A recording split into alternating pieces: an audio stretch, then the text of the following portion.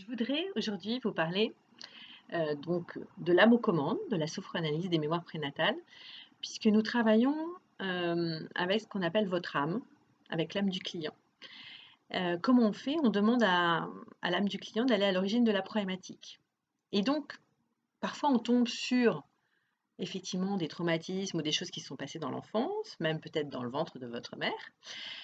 Mais souvent, l'origine des problématiques sont bien avant, c'est-à-dire qu'on va travailler, on va aller voir les mémoires du passé et on tombe sur des vies antérieures. Et c'est très important parce qu'elles sont beaucoup plus impactantes que vous ne le pensez. En quoi elles sont impactantes? Tout simplement, en général, les gens que vous rencontrez, vos proches, vos amis, vos ennemis, votre famille, vos enfants, vos amoureux, eh bien, vous les avez souvent déjà connus. C'est souvent des liens karmiques que vous avez.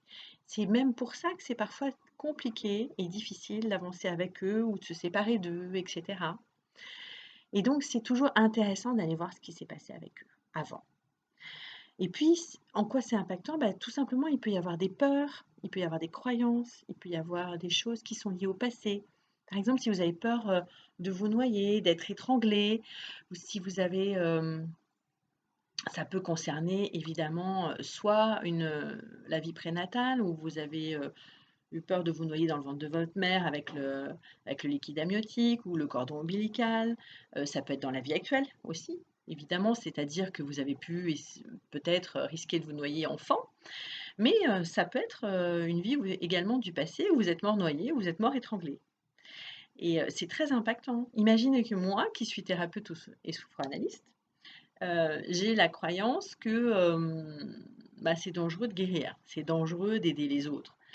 Peut-être que j'ai tout simplement une mémoire de guérisseuse ancienne et les guérisseurs anciens, vous savez comment ça s'appelait? Ça s'appelait les sorcières et les sorcières, en général, elles ont très, très mal terminé. Elles ont fini torturées, brûlées, pendues, enfin, ça s'est mal fini pour elles. Du coup, si je garde cette mémoire-là, eh bien, je vais avoir du mal à faire mon travail. Je vais avoir du mal à être thérapeute. Donc j'ai tout intérêt à libérer cette mémoire.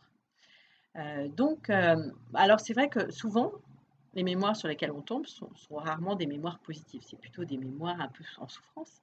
Mais c'est pour ça qu'on est là, on vient là pour les libérer. C'est pas du tourisme, c'est vraiment fait pour qu'on aille de l'avant, pour qu'on en tire une leçon. Parce qu'en général, il y a une leçon, il y a des apprentissages, il y a des ressources, il y a un sens souvent.